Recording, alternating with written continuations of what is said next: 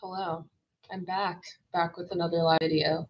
I've been doing lives lately because I just really hate editing stuff, and if people are watching a live video, they just expect there to be less editing because it's live.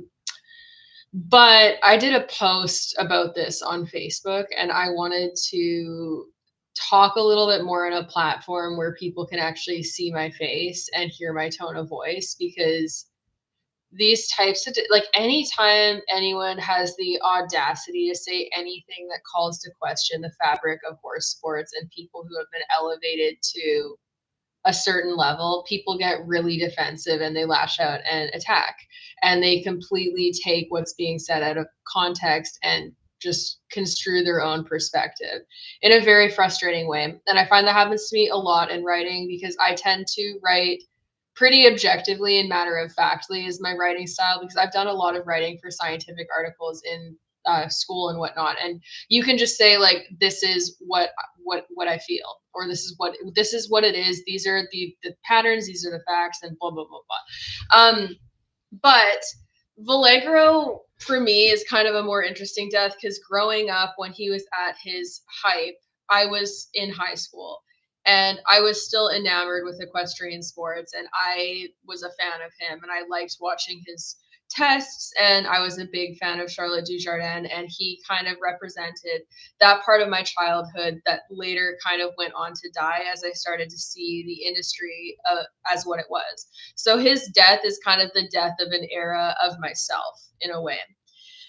But I made a post on Facebook because there's something I've been noticing, and it's not just specific to dressage horses, it's across the entire industry. And I think that it's a pattern that needs to be looked at and recognized. In this case, Valegro and Utopia, who was his paddock buddy and another upper level dressage horse that was very well known, were euthanized together. And I'm not criticizing the decision to euthanize. I'm not criticizing the fact that they were euthanized together. However, what I do want people to take note of is the ages of the average upper level horse in any sporting career when they die. Very, very often we see horses being euthanized for problems like laminitis or colic related issues. And age can bring with it complications, but these horses are horses that people love referencing get the best of the best care, that they get the best of the best care. They've been ridden by the best of the best riders, and they've had the best of the best training. But a lot of them end up going into their elderly years in retirement having problems that are highly likely to be linked to their competitive sporting career, where they experience physical discomfort or they experience other issues that can be heavily influenced by their use in sport. And a lot of these horses, and race horses are included in this, I would say it's more common to see these upper level sport horses die in their early 20s and sometimes their late teens than it is to see them living into their mid to late 20s or into the 30s. And I think that's something that is notable and should be looked at, because it's just so often that I see these horses that are at an age where, in theory, if they're well cared for and have had a viable life, you should see more of them existing for longer. And there are certain caretakers and certain people who have horses that live for longer, and there are horses at the upper levels that have lived longer lives. But when I'm comparing anecdotally the people that I know with horses who are senior and are getting less good care, if you want to just operate off of the standpoint of these horses at the upper levels getting the best care, it's interesting to me that the average paddock, ornament, trail horse, pleasure riding horse seems to be having longer life into the senior years without issue than these upper level horses. And I pointed this out on Facebook, and it pissed a lot of people off where they got highly defensive and they're like, let their bodies be cold before you start criticizing. I'm not saying anything bad about the horses, mind you. I'm pointing out a pattern that is not only documented in media trends announcing these horses' deaths, but is also supported by multiple different studies that are noticing stress trends in competition horses, injury trends in competition horses, and also that anyone who's ever worked in the industry can attest to by looking at how often these horses are injected and getting other types of veterinary care to keep them going at that level. When you have a horse who needs extensive vet care just to stay sound to continue in competition at the level that they're at, it should be a no-brainer that in their retirement, their body is going to end up having to pay for that. Like, you cannot be sticking needles into the joints of a horse and pumping them full of corticosteroids on a regular basis and not see that impact come back to bite you in the future, especially when you're asking them of such high demands. Because I'm not criticizing the average person with like a retired horse or a horse with a paddock injury who's injecting them to keep them comfortable in the field or for very light level riding. But the entire notion that this competitive industry is built upon has normalized this idea of injecting relatively young horses who should be in their prime and performing procedures on them to keep them sound and capable of continuing to compete at a very demanding level, when really the signs that their body is deteriorating, that they're showing you that they're not sound, should be a clue that maybe they should be either dialing back the demands, properly resting them, and taking the time to reintroduce them to competition, or that competition that we're asking of horses is just too demanding. And I have my own theories with stuff like this too, because I've had people bring up like that there's not been any specific clarity of what ailments they were euthanizing these horses for, other than that they mentioned that one of them didn't have teeth and that the other was having, I think, hoof problems or some type of bodily issue. But with race horses, a lot of horses end up dying of laminitis. I don't think that we can cancel out the hoof care that we see normalized at the top levels and how many of these horses are showing clear signs of substantial hoof dysfunction. I don't think we can cancel that out as a contributing factor to long-term soundness for any sport horse if they've operated in a highly demanding career with really dysfunctional feet. And then on top of that, a lot of these horses are shipped around the world. They have to be stabled pretty extensively while they're competing because these competition grounds don't have adequate turnout. And in dressage in particular, there's a lot of normalized training methods like riding in hyperflexion. And Valegro exemplifies what was like a better version of dressage, but if you go back and watch his tests, he still has clear signs of being ridden in some level of hyperflexion. It's not as bad as a lot of the stuff we're seeing today, but the bar is literally in hell. And when you're having a horse that might have dysfunctional feet, and then you're also cranking them behind the vertical, shipping them around the world, and riding them through stressful environments, the odds of them holding chronic tension, either from bodily discomfort, from the stress of training, the stress of traveling, and all of these factors that come together, are pretty extensive. And then when we look at studies on humans, I've had people accuse me of anthropomorphizing when I bring up human studies in reference to other mammalian nervous systems. And I just want to reiterate the idea that there's a lot of crossovers and parallels between the ailments that mammals face. So this is why I'm bringing this up.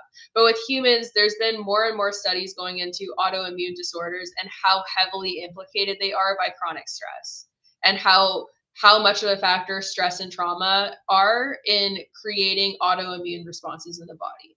So as far as I'm concerned, the same would likely hold true with other mammals who have similar nervous systems. So we have horses that are living in chronically stressful environments, being asked these huge athletic demands.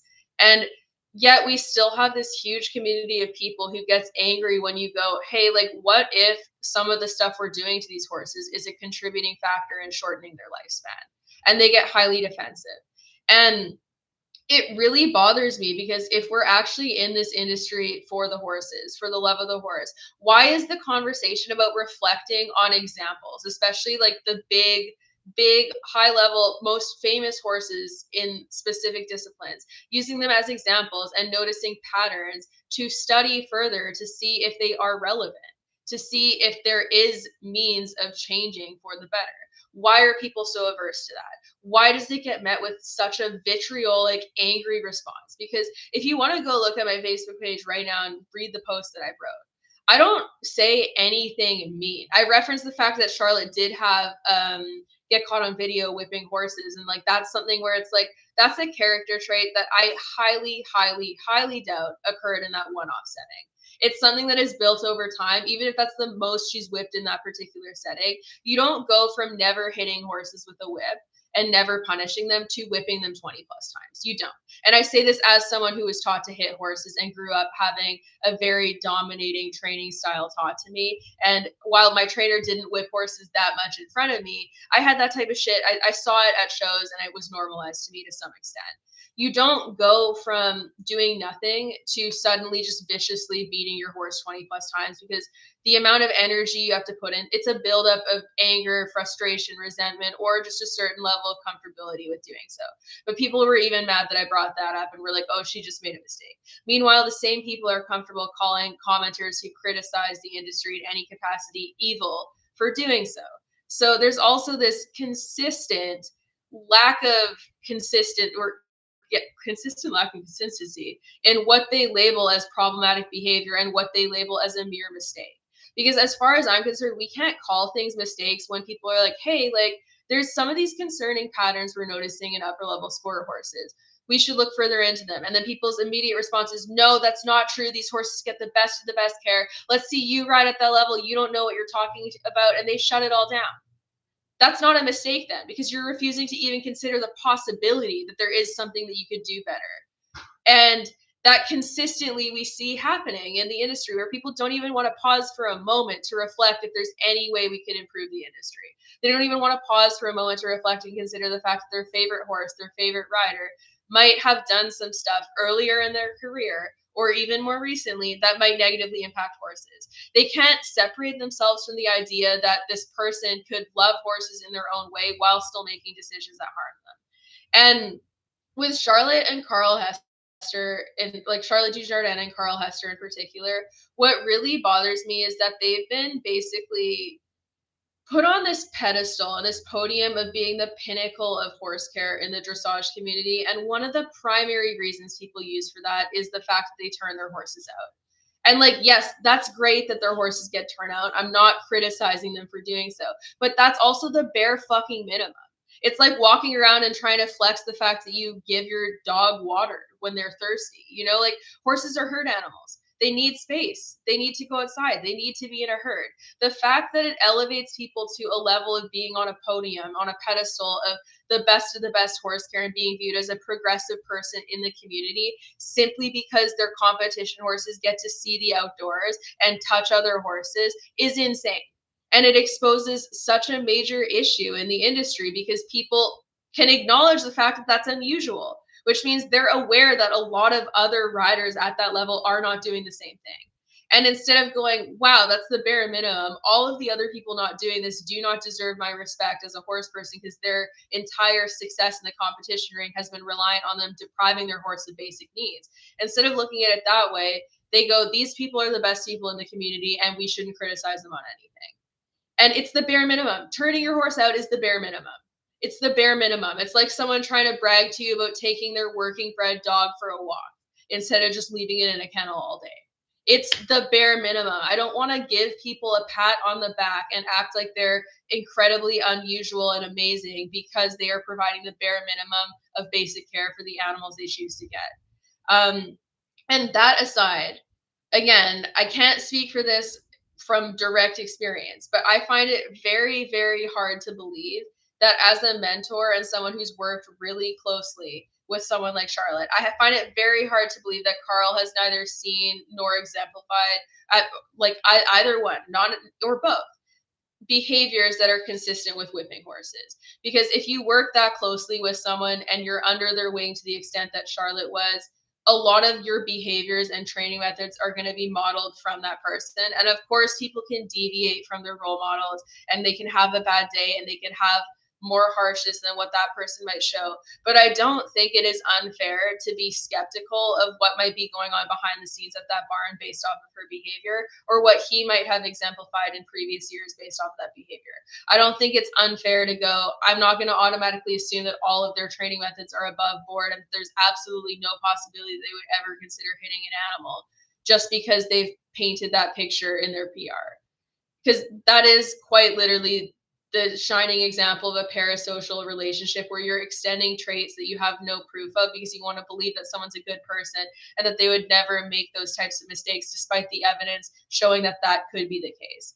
The other thing that I think is really notable with any type of upper level rider is how many of them do not speak out on any meaningful welfare issues? How many of them do not say anything about improving the sport? They don't speak out against other riders. The only reason Carl Hester commented on the Charlotte situation is because he was directly implicated. But most of the time when they see other riders having these big scandals and they see dressage being criticized and new studies come out showing signs of concern in the community, they don't fucking say anything. Anyone who is actually like fully committed to wanting to improve the sport and is walking the walk and talking the talk should be speaking out on these things. Because if more riders were to put pressure on organizations like the FEI and actually call them out, especially people in positions like Charlotte and Carl, the industry would change. It would change. It 100, like they couldn't afford to lose some of these big paragons that they have built in their community and lose the support of them.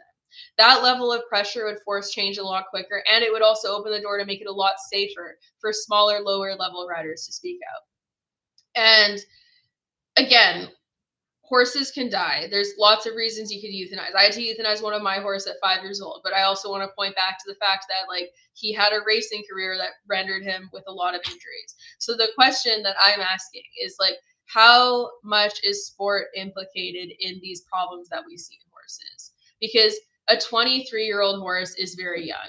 He retired 9 years ago from competition. And yes, that's almost a decade ago, and that's quite a bit of time to have passed. But 23 is very young. There's lots of 23-year-old horses who are fully sound, still able to compete, still able to be ridden, still careening around their fields and having fun. And if it was just this one case and the vast majority of upper level horses that we're seeing were outliving and like living into like their late 20s or 30s, it would be a little bit different. But consistently, I'm seeing horses that are dying at like 18, 19, 20, 21, 22, 23. And it's really, really young. And it's not like they're having freak accidents. It's that they're like having colics, laminitis, injuries that they can no longer cope with and live comfortably. And by no means am I suggesting that people just keep them alive and force them to suffer if they have a chronic problem that is causing issues. That's not at all what I'm suggesting, but we need to start looking at the elephant in the room and going, okay, if there's this many horses who are in the same type of work that are experiencing problems that rob them of what should be more years of life, should we not be reflecting on the practices that we enable? And the fact that questioning that and that just asking that question, especially because it's not even me just being like, I think this. We have studies on elite level sport horses that show concerning stress trends. We have so many studies on race horses that show concerning injury trends and stress trends. We have tons of anecdotal experience from people that are high up in these communities that are directly working on these horses and vets that have used to work in those, like whistleblowers that were once up in the up and up that have now moved away from that are now speaking out on all the shit that they've seen.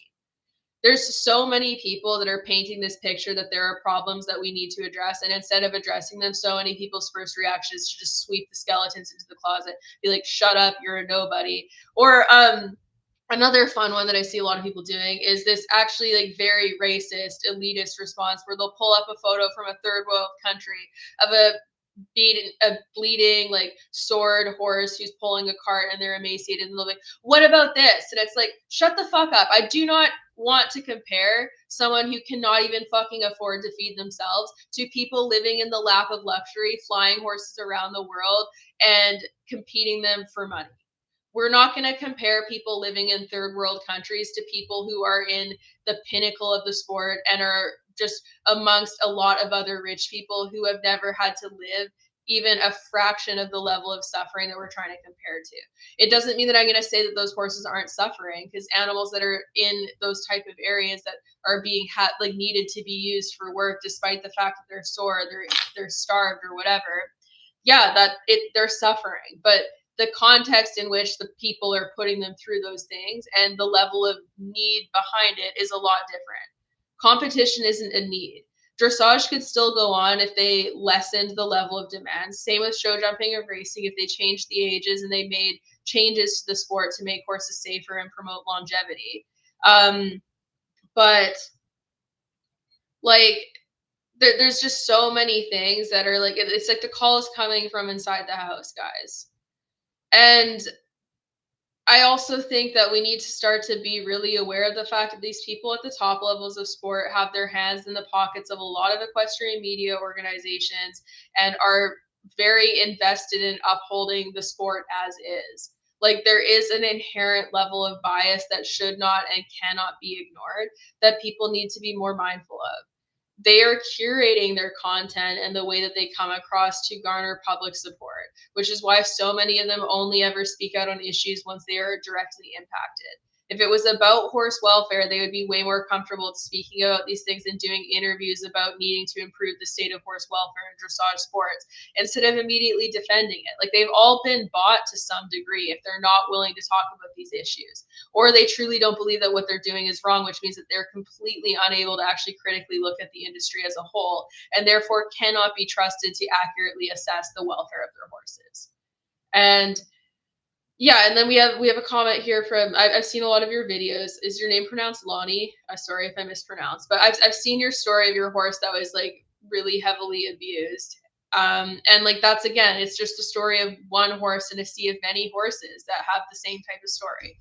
If this behavior wasn't normalized and if horses weren't being treated this way, we wouldn't have so many stories of things like this.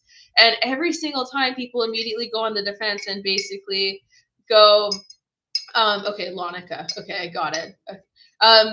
Every time people go on the defense and try to quiet any criticism of the sport and just go basically, tell people to shut up unless you're saying something positive. It's promoting this further abuse. So people can say that they don't promote horse abuse all they want, but when your actions are supporting abusers and silencing anyone who dares to speak out, you are making the world a safer place for abusers. There's no way around that. You're making it so that they can exist and they can continue doing what they're doing and sweep it under the rug. Like watch how many abusers have had these big types of scandals and have quietly gone silent for a little while and then come back to sport and are just, the media takes them back on like they've done nothing wrong and they're just put back onto their throne. Like there's no issue. It just happened with Charlotte. It happened with Helgstrand. Like when he came back and like they had a whole documentary that was depicting the abuse of the horses in his training barn. And he claims he wasn't part of it because he wasn't at the barn, but it's like, that's his barn. And they probably have cameras everywhere and he selects the people who works there. And also he's been publicly captured on video roll curring the shit out of horses in warm-up rings. So there's no reason to believe that he wouldn't support what's going on in those videos. Yet so many people are willing to overlook that because they're like, oh, well, like he's a good rider. And it's like, where's our standard for what is and isn't a good rider? Where's that even coming from? Because as far as I'm concerned, if you're walking around or you're trotting around the arena with your horse that looks fucking miserable, you're only being called a good rider because the judges are choosing to give you good marks despite the fact that your horse is miserable. And I don't know what the right answer is for fixing this, but it certainly isn't continuing to double down, defend shit, and refuse to acknowledge any possibility that there's room for improvement.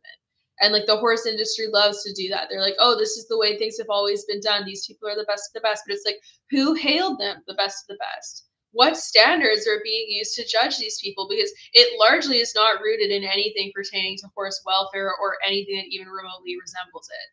So maybe we need to change our standards. Maybe we need to reframe what we consider the best of the best. Or if people truly believe that all of this stuff is going on above board, show your work.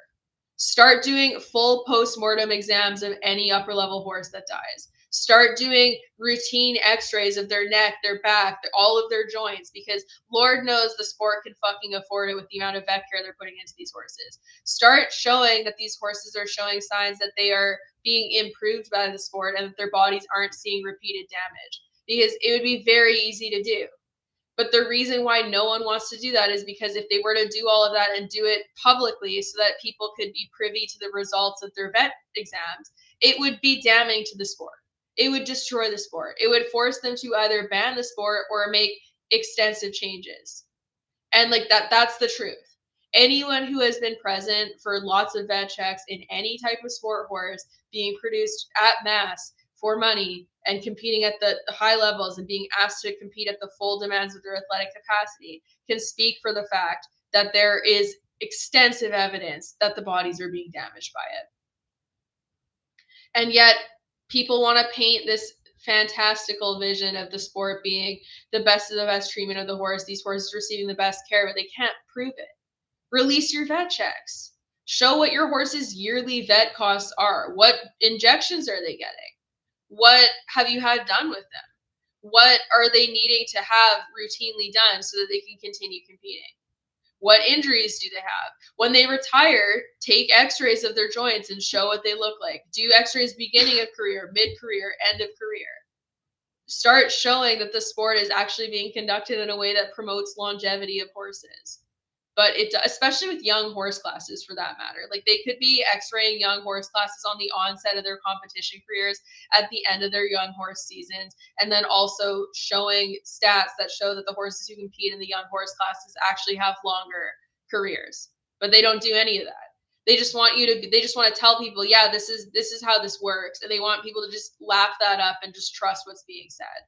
And like I'm so tired of it, and it's coming to a boiling point for me because the amount of consistencies I'm noticing in the horse world, the attitudes that seek to protect people at the pinnacle of the sport and refuse any change, and the attitudes of people that support abusive behavior and poor welfare on a broader scale in society, it's all completely connected. The vast majority of people who defend really cruel practices of training horses lack humanity towards their fellow human beings and support politics and laws and treatment of other human beings that is also horrific. So there's so much connection, and I think that's also the other part of this is that if we start to dismantle the horse world and hold people more accountable and reflect and look at what is being done and actually have to show their work, it's going to collapse the trust that these really prestigious people have built and show that they actually don't know what they're talking about and that they cannot show their work and that they're not actually doing what they're claiming to in practice, and that they've literally just been relying on the fact that they can go, I am at the pinnacle of the sport, I have status, I have money, believe me. And that's the thing that's so frustrating. Because like for me, I'm not pushing my horses to the brink of sport, but like I could release all of my vet records to the public and I wouldn't be ashamed of what is on there. Like, but I don't have to show my work because I'm not justifying sport practices that are being criticized by scientific findings. The fact that there's so much resistance to be transparent speaks volumes about what's being hidden. And I don't think that most of these riders are actually deliberately acting with malice. I do think we have a decent portion of people who probably have narcissistic tendencies and care more about themselves, their own reputation, and winning competitions than they do the horses. But I also think that a lot of people in the horse industry have gotten involved in the horse industry, at least at first, because of the love of horses. But then that love morphs into a love for sport. And yeah, like as Lonica is saying there too, the horse abuse coincides with a lot of shady business practices and lots of money involved one way or another. Horse racing is an insane money laundering practice. The whole horse industry as a whole, you can launder money really easily. And I'm not saying this because I have done this because I don't have money to fucking launder, but I have suspected it. At one of the local tracks here, we had a really, really wealthy, affluent person who is basically upholding the entire track. And there was one particular day at the track this is a small scale track, that I was there and like a bunch of his horses were racing as they always were. And I was looking at the board with how much money in bets they were saying was coming through. And it was like such a ridiculously exorbitant amount of money. And I was looking around and there's like no one there watching.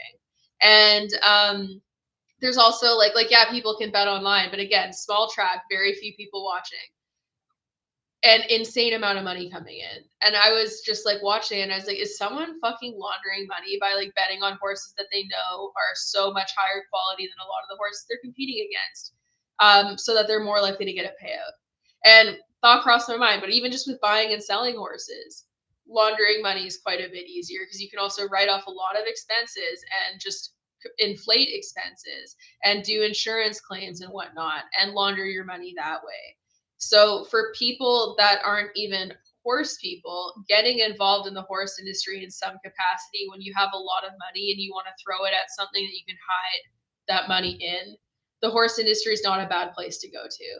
So I just encourage people to think a lot more critically, because if you look at the amount of money that is moving through the horse industry and like also the sheer amount of money that is to be made by selling abusive equipment is another thing to look at.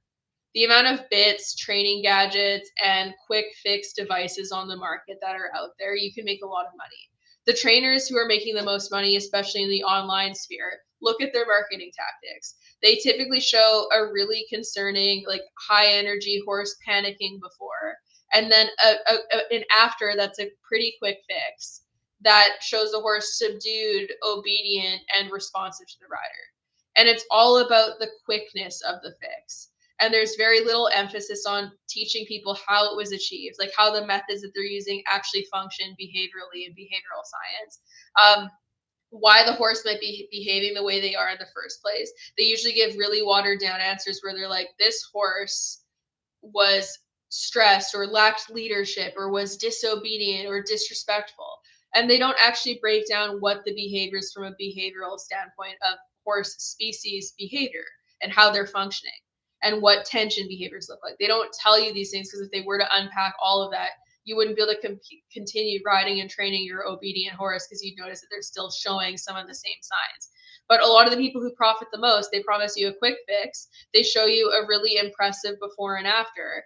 And the whole focus is on getting the horse to do what you want them to do, not doing what is best for the horse. To the point where people mock and laugh at you if you suggest ulcers, stomach issues, digestive issues, lack of turnout, soundness issues, pain. When you see horses exhibiting problem behaviors, people have now made it into a joke where it's like, oh, it's probably ulcers. You should try some turmeric. And they make fun of suggestions that are about actually trying to identify where the behavior stems from and treats it.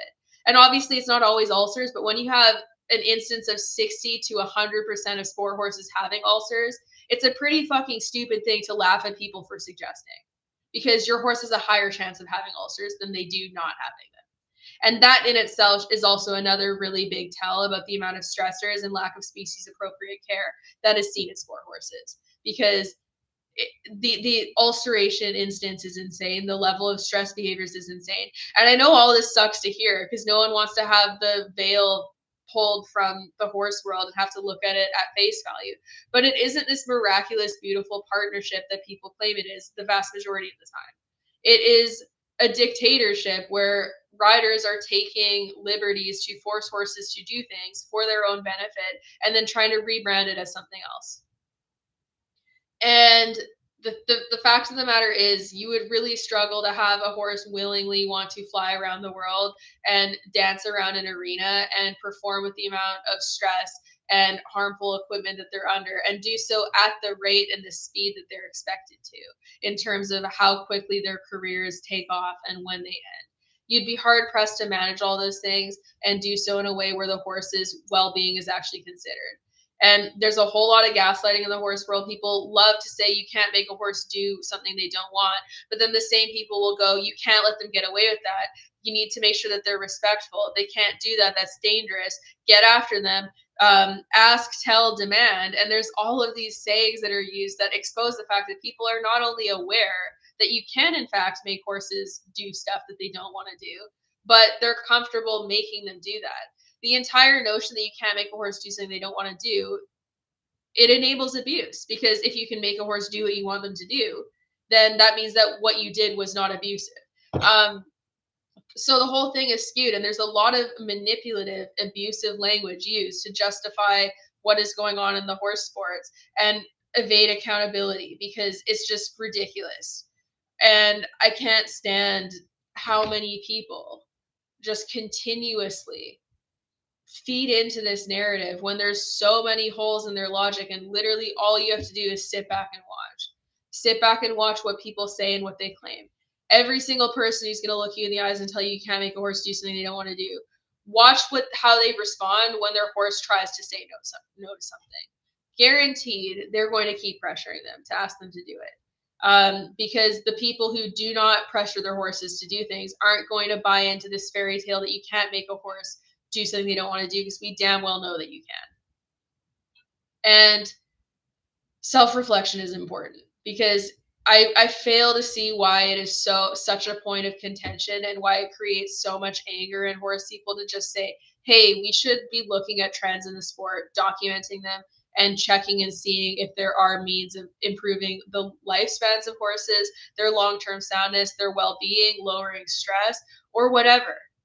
Like, or even with just things like hyperflexion. If people are so sure that it's not harmful, pay for more studies on it.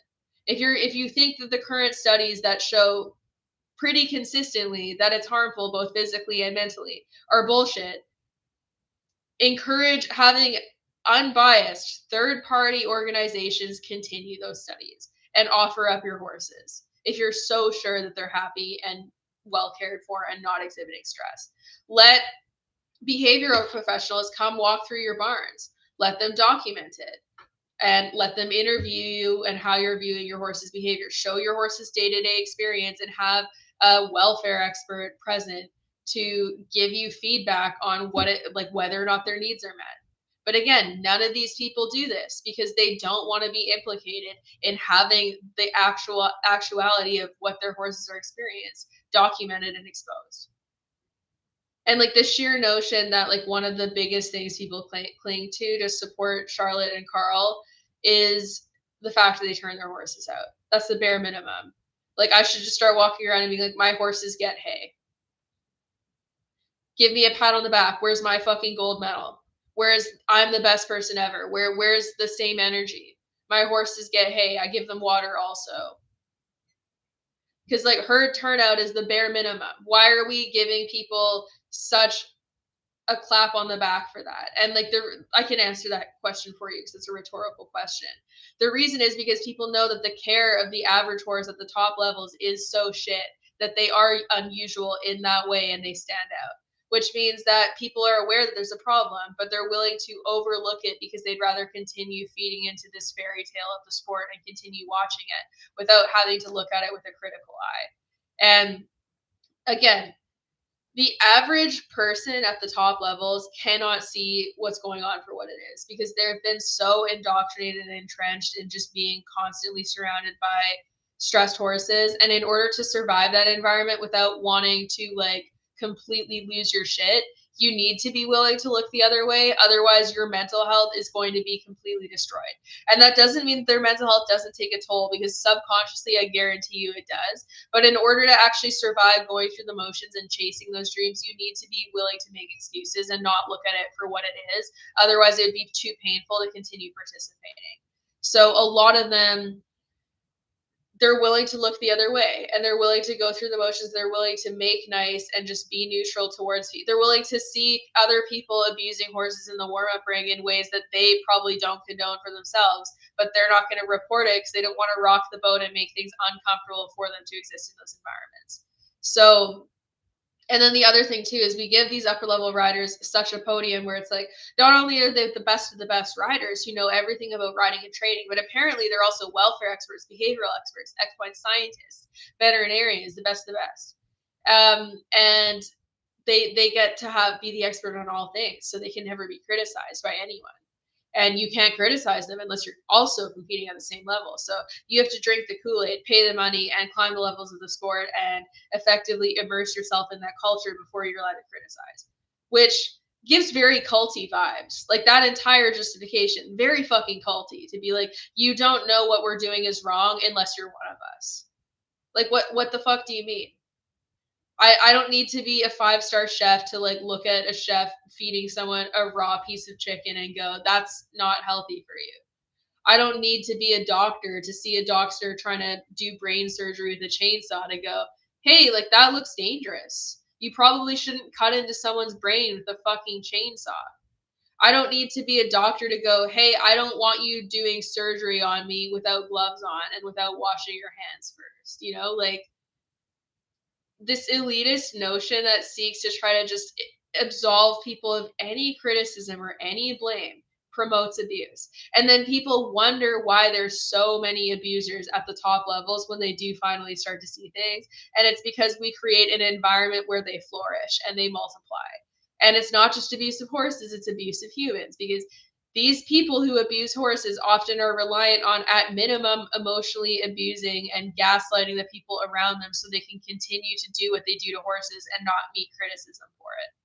So, yeah, there's abuse at the top levels of horse sports. Yeah, it continues to flourish and be enabled because either you're directly participating in it yourself or at the bare minimum, you're willing to look the other way and not say anything. I encourage people to go look at the ABC News article that recently came out by ABC News Australia. Oh my God, a bird just flew by the window and I thought it was a moth. It's okay. I'm afraid of moths. ABC News Australia that was done on Heath Ryan, who's another Olympic level dressage rider, and see the extent of abuse that occurred in his barn. And like, fair warning, the photos in that article are incredibly graphic. Incredibly graphic. They neglected to get vet care done on a horse to the point where her leg got so infected that it fell off. So it's horrendous. But again, that is someone that people, even after watching him whip a horse over 40 times on video, that multiple people jumped to the defense of and said that the horses get the best of the best care and that he was just doing what he had to save that horse's life. And the only reason why they're willing to defend that shit is because of his status. Because I fucking guarantee you, if I was ever caught on video whipping a horse 40 times, even if it was when I was a fucking toddler, all of these people who hate my content and who criticize the shit out of me would be frothing at the mouth to label me as an abuser.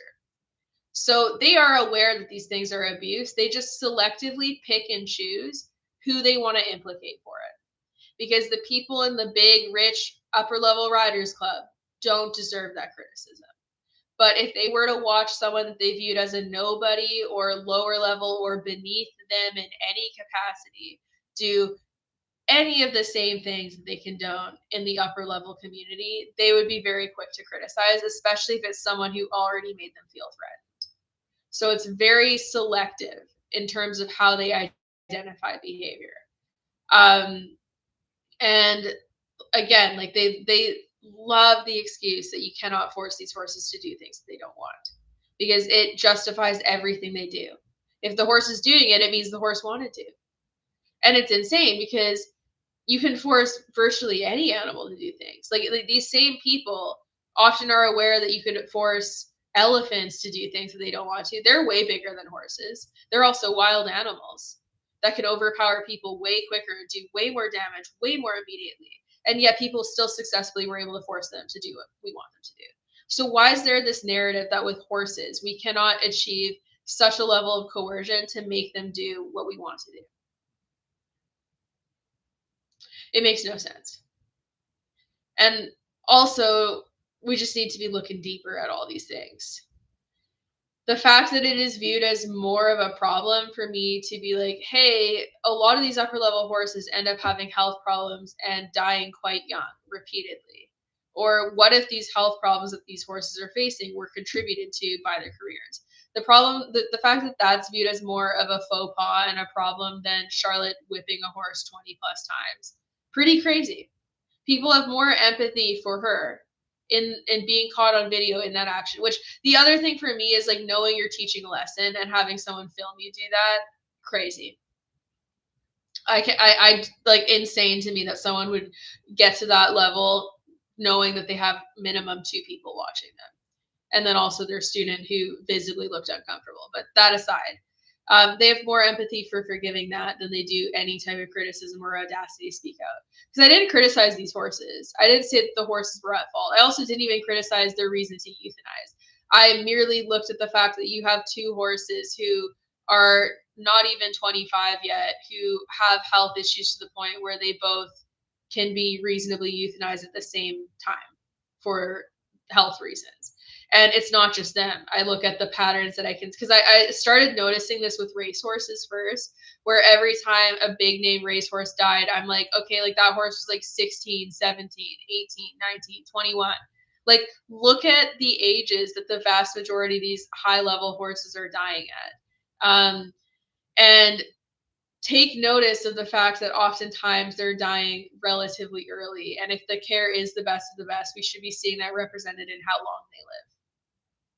And I just find it really interesting that there seems to be repeat instances of this happening again and again and again. And I also think that it's like, if it is a non-issue, that'll be exposed if we look further into it. So the fact that it's viewed as such a not okay thing to just question that and to be like, hey, the ethics of upper level horse sports are questionable. And if we're going to continue supporting leaving them unchanged, we should be required to supply evidence that there's no need for change when it comes to ethics. That shouldn't be a problem, but it is. And you're never, like, so long as you're criticizing the sport, you're never experienced enough to do it. Also, guaranteed, if we actually did have someone at the top level start to call this shit out loudly, people would find an excuse for why they aren't experienced enough to call those things out, even though they do ride at that level. There would be another reason to run them out of the industry, and it would probably be that they try to frame them or blackmail them or expose them for something else if they dare speak out. Especially if it's someone that used to partake in abusive practices. They would use that person as a martyr to make sure that they never speak up again. And like, guaranteed. So it's not about needing to be at that level before you can speak out, because if you are and you do, people are going to find another reason for why your opinion doesn't matter. The issue is criticizing the industry at all. For the person asking what happened to Valegro, he was euthanized alongside his paddock mate Utopia yesterday. Well, they posted about it yesterday. It could have been before that. And they were both really young, and there's just a trend of these upper level sport horses not living very long that I think more people need to be taking note of. And also, I just think we shouldn't be writing off the contributions their sporting careers make towards their overall long-term soundness. And I find that that's consistently happening. And I'm very tired of all the excuses people are willing to make to just excuse questioning any type of behavior at the top levels of sports, because if anything, like, those people should be held to a higher standard. And yeah, like what Azura Equus said, upper level human athletes also sustain injuries all the time and have lasting issues because of the level at which they're competing. So this idea that horses are somehow immune to that and there's no contribution is very weird. But the difference with human athletes is at least they get to consent to doing that, and they get to consent to competing in sport if they so choose. I mean, there is a gray area there where parents can pressure their really talented children to compete when they might not want to. But that would fall under the same vein of coercive control and taking advantage of a being that cannot appropriately say no, just like what we're seeing with horses. And yeah, it's very, very weird to me how little accountability or care there is for questioning the industry. And consistently, I see the same people who are more bothered by me questioning anything in the industry than they are by the shit that's happening in the industry. Like, notice how maybe they'll start, but I haven't seen any of the mainstream competition equestrian magazines cover the Heath Ryan story yet. Hopefully they will, but it looks really fucking bad. It makes the whole industry look really bad. And the fact that we just keep having more and more scandals of these top level riders is really telling. And again, like, I commend anyone at any level who can acknowledge where they went wrong and actually own up to the shit that they did that was wrong and talk about how they engaged in harmful training practices once. And I think we need to normalize that too, so that it's safer for people to come out and whistleblow, even if they've once participated in the issues. But there's just this really unequal mindset in the horse world where it's like them versus everyone else. And once you have enough money and you compete to a certain level, you're virtually untouchable. And people are willing to make any excuses for you. But then people at lower levels are held to a higher standard when they've had less time to better their horsemanship practices and should, in theory, be less knowledgeable. Because like, even just look around Instagram, how freely people are happily critiquing the equitation of junior riders. Meanwhile, if you comment on a really prevalent show jumper for having a shitty leg over a fence, or even if it's so bad that it's not even on the saddle anymore and it's in the air, people are like, well, you don't compete at that level, so you can't judge. It's like, what do you mean? Like, what if you saw literally anyone else doing that, you'd have a problem with it. So why is it okay here and not elsewhere? Why is it more justifiable for an experienced rider to be looking like that than it is someone less experienced? Lots of irony there, because like, I recognize names when there's repeat commenters on my posts who are always defending the industry and always defending upper level riders. And I've literally had some come on my post where I've acknowledged to like doing stuff like whipping horses too hard or kicking them in the gut to get their growth done up, like I was taught to when I was a kid. And mind you, I started riding at 4, so I was a child doing this. And I've had people come on there and they'll be like, well, you should have known better. Like when I was a kid, I would have known not to do that. And I was like, I was fucking 4. You're telling me as a 4-year-old that I should have fought back against my trainer and not done these things that I was having normalized to me. But then you're in the same breath on a different post, you're saying that Charlotte just made a mistake when she, as a full-blown adult, whipped a horse 20 plus times and that it was just an oversight. So like that just shows you how skewed the logic is there, where they're willing to hold other people hyper accountable, but then they're willing to completely look the other way for other people. And look, I really hope Charlotte has changed, but like the main things people cling to spout off why her and Carl Hester are so above board, despite the fact that both of them have ridden many different horses that consistently show signs of being ridden in hyperflexion. Like Carl Hester's horse Fame is always overbent. Like he's always really sucked in. There's no space between his neck and his jaw. And that's fine because it's Carl Hester doing it and he turns out his horses. That's great that he turns out the horses. Bare minimum. Bare fucking minimum. I'm assuming he also gives them water and food too. Bare minimum. Bare minimum.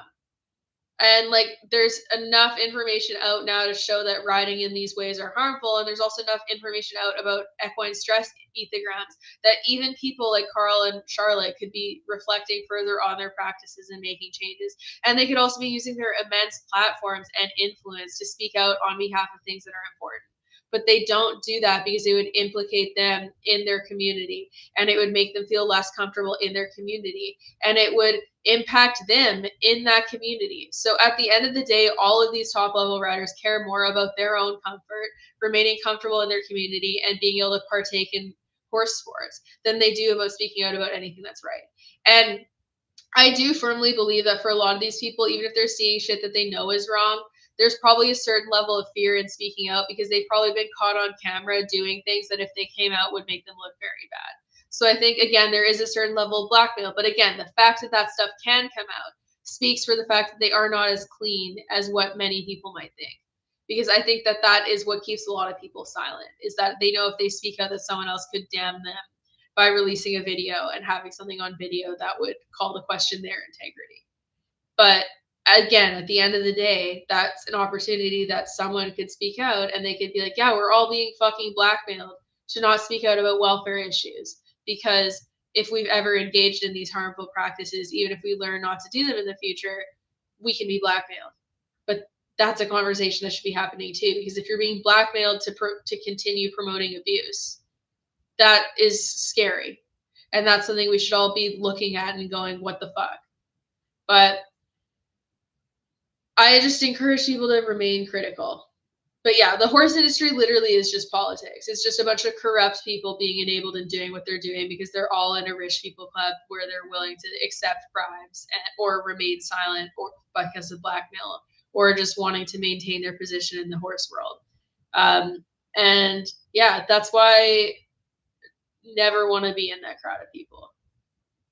Like I've had people be like, why don't you want to show people a better way to do things? I don't want to fucking go into a crowd of people that are all engaging in such corruption where you have to drink the Kool-Aid to some extent if you don't want yourself or your animals to potentially be harmed. So no, thank you. And just, I encourage people to go look up some of your favorite race horses, favorite competition horses, and see when they died. Because I think you'll probably notice a trend if you look up enough names. And I think it's pretty telling. Also, go look at some of the studies on sport horse stress, stress in elite level competition horses, injuries, and the like, because even just injuries and the increase of injuries that we see in horses that are stabled extensively. But yeah. And yeah, the entire notion that just because they have money spent on them, that the horses are being treated better than other horses is very telling. Because also it's like, look at where the money is being put. And again, if these people would be transparent and they would release what money is being spent on, I think you would find that a lot of it's going towards vet bills physio, massage, and other types of care that are directly correlated to keeping the horse sound in competition, and less so stuff that keeps the horse's well-being sound. Because the entire notion that people think it's okay to not allow competition horses social opportunities with other horses because of the risk of injury is telling in itself. The risk of injury for group turnout is too high for them to take, but the risk of injury for competing for the benefit of humans is worth it, in their opinion. I don't think there's anything that more exposes where the priorities lie than looking at it like that. Also, the amount of horses that are miserable. Like, look at Lottie Fry's horse Glamourdale and also Everdale for the jogs. Look at the equipment they have to wear. Look at how she sometimes needs a handler on either side leading the horses. And yes, they're stallions, but being a stallion doesn't justify that level of stress. And also, we should be asking ourselves, why should a horse remain a stallion if we're going to pretend that that is just the traits of who they are as a horse? Don't you want to breed horses who are more mentally settled and can live happier, fuller lives and aren't existing in a chronic state of stress? Because it's just like, come on, come on. And yeah, I like, and also, yeah, that's the other thing. For the horses that have been heavily abused and live longer despite that, it doesn't mean that the life is a full life. It also still means that, like, for many years of their life, they had their well-being robbed by being ridden in Roker. So again, yeah, if we were able to track like top level horses, especially the ones that are lesser known that just disappear from the competition world with no explanation because they're not well known enough where they need to provide one, that's also very telling because it's like, where did they go? What happened? Why did their career end suddenly and abruptly when they should have been in their prime? And like, also take note of how often that happens, because the level of wastage that we are seeing across the industry in all horses, even like as they move up the levels, like for every one horse that makes it to Grand Prix level, there's probably many talented horses that have attempted to do so and were injured or had some other issue arise and were not able to do that. So we also have to look at the wastage of horses that aren't able to actually make it to any top levels and are passed off as a result, and then also passed down the line, because if they can't even remain sound for lower levels, then they get further passed off. And I've done several posts on this recently about pawning off horses when they can be no longer ridden and how common that is. And again, that's a trickle down effect from the competition industry where the prioritization for having horses is all related to the capacity to ride them, and how once they cannot be ridden, they're no longer valuable and people don't want to pay for them. But yet they think that someone else who's never met their horse and hasn't developed a relationship with it is going to want to pay for that horse more than they do themselves. And like, how fucked up is that? If you can have a horse, ride them, build a relationship with them for over the course of years, and then suddenly they're no longer rideable and you no longer want to have them, but you think that someone else is more likely to step up and care for them without that sentimentality and that connection, it speaks volumes. And for every one horse that you're able to successfully find a retirement home for when they're no longer ridden, many more fall through the cracks. So this miracle retirement home is also a stupid excuse. Like, there's so much wastage. And yeah, Amanda the horse being pregnant is very relevant because that's why they didn't euthanize. Because they wanted to try to get the baby. So again, profit and using the horses for sport above well-being. If you're I just don't even understand how anyone, even if you're looking at it from a business person's perspective, can look at a horse in that state and be like, oh yeah, let's just try to keep her alive long enough so that we can get this baby out of her, and then we'll kill her, even though she's in active suffering. It's easy to say the horse always comes first because you can say that without actually doing it in practice, but it's often very clear when that's not the case, because a lot of the people who say that the most actually show it through action the least. And it's not fair to the horses. Like, the industry itself is so corrupted because horses lose virtually all of their value. And I'm not talking about monetary value. I'm talking about the value for people to keep them and care for them. They lose all of that value when they're no longer rideable. And it's just really not fair to the horses. We need to be doing better, because if no one wants to have a horse when they cannot be riding them, and it's to the point where it's like, even when you can't ride them at a certain level, like your horse is still rideable, but you might not be able to compete them to the level that you want, and you still don't want them. That type of mindset where they're commodified like that, it's harmful. And there's no way around it. And I get, for people that really want to be involved in the sport and have learned to love the sport as the focal point of their connection to horses, it's really hard to let go of that, because I've been there, but it's necessary, because we cannot keep commodifying them and pawning them off and wasting them like this. It's harmful, and it all is connected, all of it.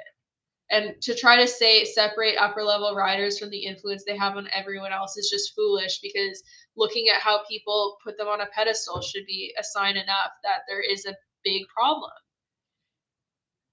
And like, my thing is that, like, I'm often accused of vilifying and like attacking people and bullying or being mean when I just say like, hey, these things need to change. I don't hate Charlotte or Carl at all. I don't think that they're necessarily bad people. I don't know them. I can't speak for that. I don't even think that they don't love their horses. I'm sure that in their own way that they do, but that doesn't mean that they are not participating in a system and a mindset that is still harmful. That doesn't mean that they aren't part of a greater systemic issue. I can be critical of them while still holding space for their humanity. And I do feel like a lot of these people that do not want to see the industry criticized are trying to weaponize this idea that any criticism of someone is completely decimating them as a human being and fully attacking them and refusing to see any of the good in them. And that's not the case. And I do know that there are welfare advocates who do take things to that level, where if they don't like what someone does, they dehumanize that person and they completely vilify them and they attack them. And I think that oftentimes that stems from frustration with the lack of change and people being burnt out and angry, and then they get resentful, and that comes out in how they advocate. But in other times, it's a new way of trying to exercise control over people and put yourself on a pedestal and feel better than people, is to vilify them and just say that they're completely bad, irredeemable people. But my perspective is the vast majority of people are redeemable and that they have the capacity to care more. But we need a huge systemic shift. There needs to be a paradigm shift that enables that, and people need to be more critical of their own actions and how they match up with their words and what they want to say they feel about horses and what they want to say is right. And we also need to reframe how we view riding in general, because like, horses need to be loved for more than riding. Like, even if your horse is rideable, this obsession with riding leads people to preparing horses for athletic demands in a way that's often not conducive to longevity, because they just want to immediately start riding them. And a lot of prep work and fitness training is better done on the ground first, and then slowly adding more and more riding. But a lot of people don't want to take that time to be patient. And that in itself also promotes abuse, because if you can't be patient to get off your horse and do groundwork for even a month or 2 months or like a year, even shouldn't be that big of a deal, because in the grand scheme of your horse's life, a year isn't a very long time. And for anyone who's new to my channel that hasn't seen my videos from when I started out here, I want to reiterate the fact that a lot of the stuff I'm saying here, if not all of it, I would have directly contradicted in the past. I wanted to ride the most. I wanted to push through groundwork, and I wanted to rush through these things. And I did that in my training with my horses. But I've since learned how damaging it is, and I've learned how hypocritical a lot of the perspectives that I held back then were, and like how out of alignment with what I said I believed versus what I did was. And regarding the using Valegro's death announcement as like a publicity thing, I do think that that definitely can be a thing. Like, it could be either way, because like obviously he was an impactful horse in her career that she'd want to speak out about. But publicity wise, as a PR stunt, it is very smart. And even if she'd initially been compelled to say something regardless, I think that if they have any publicists or anyone handling their image, they would encourage her to use now to speak out to garner sympathy. And I think that's the same reason with like the pregnancy announcement as well, following her being banned because being pregnant and having a child and being a mother elicits more empathy. So I think that both of those things, like they're normal, nice announcements in theory, but I think that they were leveraged as a PR stunt for sure. And I'm not going to say that she's the one that was front running that, but like anyone who's handling her image and doing PR for her would encourage doing that because it elicits sympathy and it brings back this like I view her very much as like a Taylor Swift of the horse world in the sense that she's one of the most untouchable people to criticize until that recent um like scandal, and even then she didn't hit as much backlash as what she might if she was literally anyone else, and people are more inclined to empathize with her and put her on a pedestal than they might with other people. So it's a lot of PR, and I found like I think before I go, like one of the most interesting things I've found about being involved in the horse world in the way that I have, and starting to speak with the FEI and getting involved in like ethics for that type of stuff, is the lack of publicity training in terms of how they talk about horse welfare, like specifically the FEI officials. I found really interesting because I thought they would have come into those types of discussions more prepared and would have made less mistakes. And how their people behaved at like welfare summits was really telling to me because I'm not PR trained. I like other than like just reading stuff and learning myself and like developing my own perspectives about things and being mindful about how I word things to the best of my ability. Like I don't have a publicist other like for my book I do now, but she doesn't tell me how to run my social media. But and they're just helping advertise the book. But I haven't had that much support in doing that, and like it's been interesting to me to see how it's handled with these people that have way more access and are Olympians and are involved in that type of thing. But it's a very odd dynamic. And yeah, honestly though, like that whole saying that in the chat, it's wild how some people get away with abuse because they're elite enough. But like look at the general society. Like there is a sexual predator that is currently in office in the US right now. And there's many, many more sexual predators and pedophiles and people who've been implicated in child abuse scandals that are in Senate or at least were in the past. Like look at how many abusers are holding positions of power and how many abusers are living in the lap of luxury and how many problematic people are the ones that are holding the power in the world. And then you start to see why they're so enabled and why they're so capable to maintain those positions. Because all of those people holding those individual spots in different types of niches, they are all part of a greater framework of people that are trying to create that representation. And then everyone who defends them too. A lot of the people who most vehemently defend these types of riders and the stuff going on at the top of the sport are either doing so because they don't want to have the facade fall and they don't want to see the horse world for what it is, or because they are complicit in doing similar things and they know that if that person is held accountable, they will be too. So, or it can be both. And yeah, like there's this idea that like admitting that you're ever wrong means that you're inherently lesser than, and it's just not true. Like I trust people and like trainers and role models who are self-critical way more than anyone who always needs to be right about something, especially when you look at like a year by year history of how much they change and develop as a person, and also like how they listen to people who are coming from less experience than them, because there's something to learn from everyone.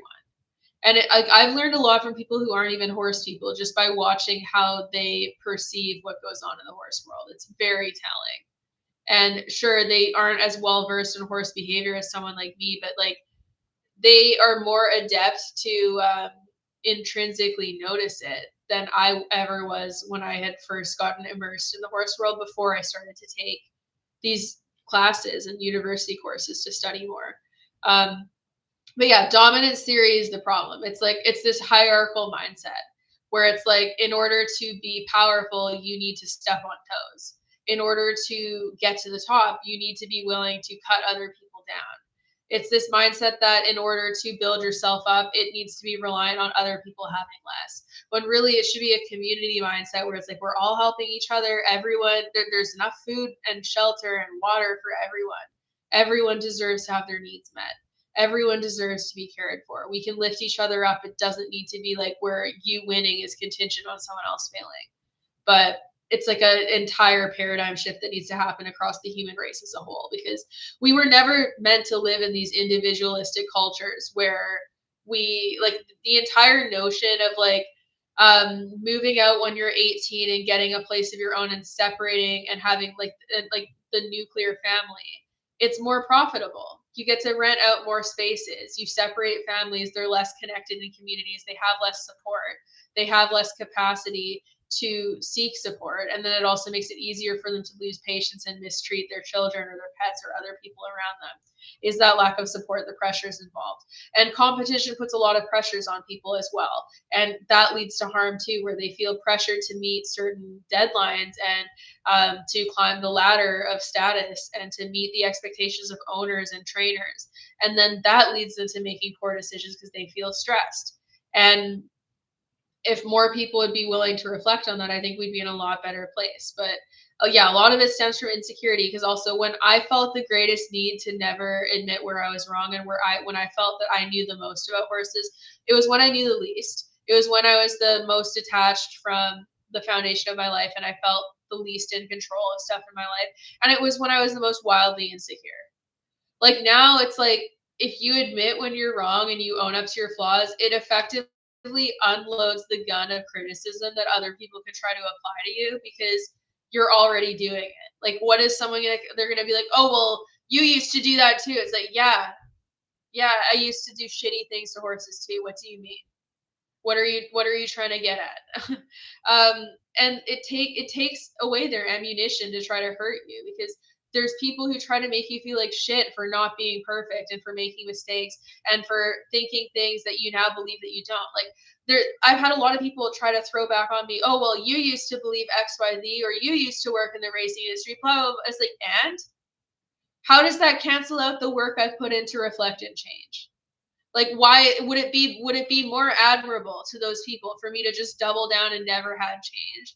And if they actually truly think it would be, then that speaks to the fact that they're not actually invested in promoting welfare. They're more invested in appearing righteous than they are about making any meaningful difference in society, which is where there's like a double-edged sword, where you have people in the welfare sphere who want to be right about everything, don't want to examine their own flaws, don't want to look at where they've gone wrong, don't want to be honest about the mistakes they've made, and don't want to share that aspect. And I think the very notion of sharing where you went wrong, the mistakes you've made, things that you've done to horses that were wrong, beliefs that you had that were wrong, we need to be sharing those things transparently, because people need to know that it's possible to once think those things and then change and still be accepted. And also, we need to be accepting of people who are self-critical and making changes and putting a lot of work in, instead of just being like, oh, well, you used to think that, and like moving the goalposts. It's like, fuck, do you have a time machine I can borrow? Do you want me to hop in a time machine and go change my past? But also, if I did, it would erase the person I am in the future, because those lessons are ultimately what got me to where I am today. But it's illogical. It just makes it so that it's like, okay, you can either double down and stick with your views forever and refuse change forever, or you can double down and just never take any accountability or like ignore the fact that you've been made mistakes and try to hold that over other people as if you're perfectionistic and you've never made mistakes. Like, anyone who tries to claim that they've never done anything wrong with horses, I do not trust. They are lying to you. They are being egotistical. They're exemplifying narcissistic tendencies that are self-congratulatory and not true. Anyone who tries to paint this image that they have not done stupid shit with horses and never believed problematic things is not being fully honest. Even if they've had a better start than most, even if they grew up with fantastic role models, there's still outdated mindsets that they should have unpacked. And if they haven't, it either means that they still believe them and they're buying into them and they haven't been critical enough, or they're lying to you and they're just not they're gonna omit that level of change. Anyways, I gotta go. So I'll see you all later. And if you missed the start of this, you can rewatch it because I'm gonna leave it up. But oh yeah, dude, don't even get me started on barefoot. Look at the hooves of most competition horses, and you'll see how shit a lot of the farrier care is at the top levels where they supposedly get the best of the best care. Because people are valuing the best of the best on who did it and how much money they have instead of whether or not it's functionally correct. Anyways, goodbye.